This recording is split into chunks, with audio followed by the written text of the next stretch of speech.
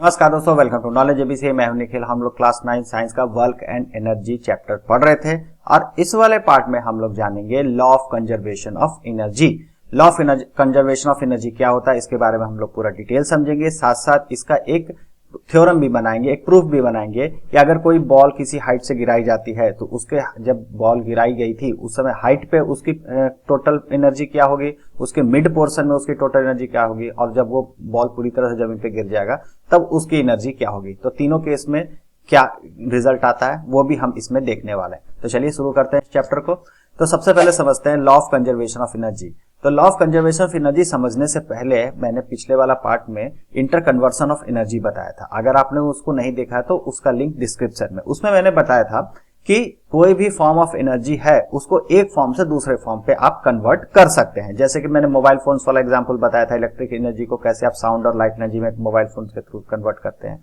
उसके साथ साथ जो वाटर साइकिल वाला एग्जाम्पल बताया था, तो उसमें क्या हो रहा था कि एक फॉर्म ऑफ एनर्जी को हम लोग दूसरे फॉर्म ऑफ एनर्जी में नेचुरली या मैनमेड के तरीके से ह्यूमन की मतलब अपने द्वारा उसको कन्वर्ट कर रहे थे। ठीक है, एनर्जी आराम से कन्वर्ट हो जा रही थी। लेकिन यहाँ पे law of conservation of energy ये बताता है कि जब भी हम इस तरह का ट्रांसफॉर्मेशन करेंगे, एक फॉर्म ऑफ एनर्जी से दूसरे फॉर्म में ऑफ एनर्जी में जाएंगे, तो टोटल एनर्जी सेम रहेगा, टोटल एनर्जी कांस्टेंट रहेगा। और यही इसका डेफिनेशन भी हो जाता है। अगर हम लोग इसकी डेफिनेशन की बात करें तो according to law of conservation of energy, law of conservation of energy क्या कहता है, energy can only be converted from one form to another. कोई भी फॉर्म ऑफ एनर्जी है उसको एक फॉर्म से दूसरे फॉर्म पे कन्वर्ट कर सकते हैं। ठीक है, इलेक्ट्रिक एनर्जी है उसको केमिकल एनर्जी कर सकते हैं, पोटेंशियल एनर्जी उसको काइनेटिक एनर्जी में कर सकते हैं। किसी भी फॉर्म ऑफ एनर्जी को किसी दूसरे फॉर्म ऑफ एनर्जी में कन्वर्ट कर सकते हैं। But it can neither be created nor be destroyed. लेकिन हम इसको बना नहीं सकते और ना ही इसको हम डिस्ट्रॉय कर सकते। ठीक है, तो यही है law of conservation of energy, energy can neither be created nor be destroyed. तो ये इसका एक पहलू हो गया। और दूसरा बात ये मतलब अगर हम लोग उसको बना नहीं सकते और उसको हम डिस्ट्रॉय नहीं कर सकते तो इसका मतलब ये निकल के आ जाता है total energy before and after the transformation remains the same. तो जितना एनर्जी से हम लेके चले थे, मान लेते हैं कि 100 जूल ऑफ एनर्जी है, ठीक है, इलेक्ट्रिक एनर्जी, इसको हम लोग अगर कन्वर्ट कर दे रहे हैं केमिकल एनर्जी में, तो केमिकल एनर्जी में जाके भी ये 100 जूल ऑफ एनर्जी ही रहेगा। ठीक है, उसके बाद अगर पूरा chemical energy 100 joule of energy है, इसको हम लोग पूरा साउंड एनर्जी में कन्वर्ट कर दे रहे हैं, तो जो साउंड एनर्जी बनेगा वो भी 100 जूल ही रहेगा।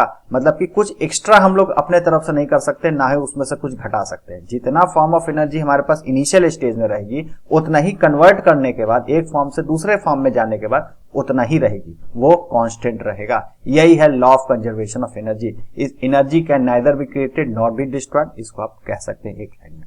ओके, अब law of conservation of energy पढ़े हैं तो यहाँ पे हम लोग समझ सकते हैं कि पोटेंशियल एनर्जी और काइनेटिक एनर्जी हमेशा किसी ऑब्जेक्ट की सेम रहेगी। अगर किसी फॉलिंग ऑब्जेक्ट का हम लोग एग्जांपल लेते हैं, जैसे कि अगर कोई एक बॉल है, ठीक है, इसको किसी हाइट पे हम लोग लेके गए, ठीक है, तो उसमें कौन सी एनर्जी आई, जब हम लोग उसको लेके गए ऊपर तो पोटेंशियल एनर्जी आई। ठीक है, और जब उसको किसी हाइट से छोड़ दिए, ठीक है, तो उसमें पोटेंशियल एनर्जी धीरे धीरे कम होते जाएगी और धीरे धीरे उसकी स्पीड बढ़ती जाएगी, मतलब कि उसमें काइनेटिक एनर्जी आएगा। और जब वो बॉटम पे पहुंचेगा, सरफेस ऑफ द अर्थ पे पहुंचेगा, तो उसकी पूरी की पूरी पोटेंशियल एनर्जी काइनेटिक एनर्जी में कन्वर्ट हो जाएगी। मतलब ये हुआ कि जब स्टार्टिंग पोजीशन था, जब टिप पे था, मतलब कि किसी हाइट पे कोई ऑब्जेक्ट था, तो उस समय उसकी काइनेटिक एनर्जी 0 होगी, पोटेंशियल एनर्जी मैक्सिमम होगी, जो भी होगी उसकी पोटेंशियल एनर्जी कुछ होगी। Okay, mid of the course मतलब कि ड्यूरिंग द जर्नी, जब वो गिर रहा होता है, तो बीच में कहीं पे भी आप किसी भी पोजीशन पे लेकर चलो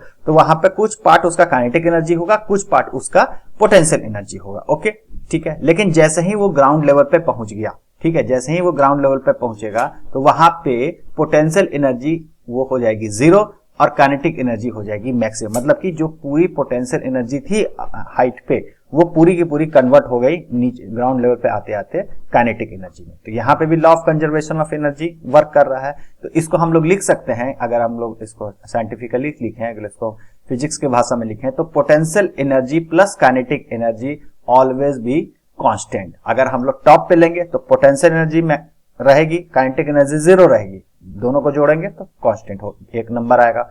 वही नंबर अगर बीच में जोड़े मतलब कि पोटेंशियल एनर्जी और kinetic energy mid of the journey में जोड़ेंगे तो कुछ इसका पार्ट होगा, कुछ उसका पार्ट होगा, क्योंकि किसी थोड़ा तो हाइट पे है और साथ साथ उसमें स्पीड भी है, तो हाइट होने के कारण पोटेंशियल एनर्जी और स्पीड होने के कारण काइनेटिक एनर्जी, दोनों को जोड़ेंगे वो भी तो इनिशियल वैल्यू के बराबर ही आएगा, दोनों को एनर्जी अगर जोड़ेंगे तो, ठीक है। तो इनिशियल में पोटेंशियल एनर्जी था उसी के बराबर आएगा।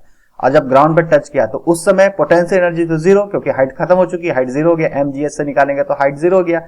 तो लेकिन काइनेटिक एनर्जी तो मैक्सिमम v मैक्सिमम है, तो वहां पे काइनेटिक एनर्जी तो होगी, तो वहां पे अगर हम लोग टोटल सम लेंगे तो वहां पे काइनेटिक एनर्जी का वैल्यू आ जाएगा और पोटेंशियल एनर्जी जीरो हो जाएगा। लेकिन ये जो वैल्यू होगा वो मिड वाला कोर्स में जो टोटल वैल्यू आया था दोनों को जोड़ के, और अप वाला जहां से स्टेट 1 से स्टार्ट किए थे वहां पे जो पोटेंशियल वो दोनों तीनों का तीनों वैल्यू सेम होगा। तो यही होता है law of conservation of energy. Energy का neither be created not be destroyed, always energy जो रहेगा वो कांस्टेंट होगा, ठीक है। आप एक फॉर्म से दूसरे फॉर्म में कन्वर्ट करते जाओ लेकिन total amount of energy constant रहेगा, ठीक है। तो ये होता है law of conservation of energy. अब इसको प्रूफ से समझते हैं, proof of law of conservation of energy, ठीक है। वही वाला एग्जांपल लेते हैं कि एक स्टोन है, एक हाइट है, एक हाइट मान लेते हैं पॉइंट ए है जो कि जमीन से कुछ, ये ग्राउंड लेवल हो गया हमारा, ठीक है। यहां से कुछ हाइट पे है, ओके, ए हाइट है, ठीक है, और इसकी जो हाइट ए पॉइंट है इसकी जो हाइट है एच ले लेते हैं, ठीक है। यहाँ पे जो हाइट है टोटल एच ले लेते हैं। B mid of the point है, रैंडम एक पॉइंट मैंने पकड़ लिया जिसकी बी पॉइंट मार्क कर लेते हैं, और जो ग्राउंड लेवल है उसको सी पॉइंट मार्क कर लेते हैं, ओके। अब ए से बी का डिस्टेंस हमें पता है, जिस पोजीशन पे हम बी मार्क कर रहे हैं वो पोजीशन हमको ए से डिस्टेंस पता है, एक्स है, ठीक है। मान लेते हैं वैल्यू इसका एक्स है, ठीक है। इसका मतलब हो गया कि B से C का जो डिस्टेंस होगा ये पूरा में से x को घटा देंगे तो ये निकल जाएगा, तो वही तो हम किए h माइनस x कर दिए, तो B से C का डिस्टेंस निकल गया। तो यहाँ पे हमें सारा डिस्टेंस पता है, ओके।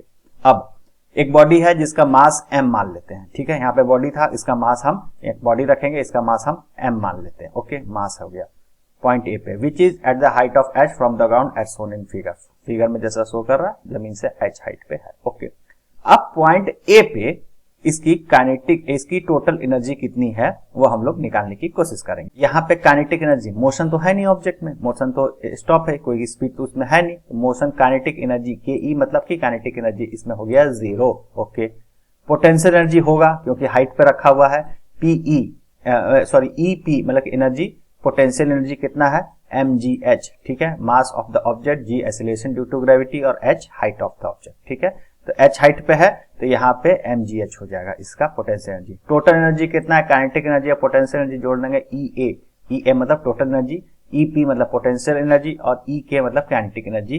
किस पे, सारे के सारे पॉइंट ए पे, एनर्जी एट पॉइंट ए, ठीक है। या कैपिटल ए लिखा है मतलब कि एनर्जी ए पे कितना है, ep मतलब कि पोटेंशियल एनर्जी और काइनेटिक एनर्जी को जोड़ देंगे तो पोटेंशियल एनर्जी mgh था, काइनेटिक एनर्जी जीरो था, सम कर देंगे तो mgh हो जाएगा, ओके, ठीक है। यहाँ पे कितना निकल के आ गया टोटल एनर्जी mgh, ओके। अब पॉइंट ए पे mgh है, अब पॉइंट बी की बात करते हैं हम लोग, ठीक है। अब पॉइंट बी पे पहुंच चुके हैं, इस मिड वाले पॉइंट पे हैं हम लोग, ओके। तो यहाँ पे कुछ वेलोसिटी होगी इसकी, ठीक है। अब यहाँ से जब फॉल डाउन शुरू हुआ, इनिशियल फेंके नहीं है, जस्ट इसको हम ड्रॉप किए, तो इनिशियल वेलोसिटी जीरो, यहाँ पे v कुछ होगा, वैल्यू v मान लेते हैं, इसकी कुछ वेलोसिटी होगी। अब हम लोग थर्ड लॉ ऑफ मोशन था, फॉर्मूला यूज करेंगे, v square is equal to u square plus 2as, ठीक है। थर्ड लॉ ऑफ मोशन का फॉर्मूला है। इसको हम लोग इनिशियल वेलोसिटी तो जीरो था तो इनिशियल वेलोसिटी जीरो कर दिए, और 2ax, x मतलब कि यहाँ पे ये डिस्टेंस लेके चलेंगे, हाइट थोड़ी लेके चलेंगे, यहाँ पे सर हमको लेके चलना इस पोर्शन से इस पोर्शन में जो वेलोसिटी आई उसका हम लोग लेके चल रहे हैं, इस पोर्शन का हम लोग अभी बात कर रहे हैं, ए से बी का बात कर रहे हैं। तो 2ax, x हो गया यहाँ पे डिस्टेंस ट्रेवल, ठीक है। s के जगह पे x लिख दी, ओके। अब जीरो था u का तो v square is equal to 2ax हो गया, ओके।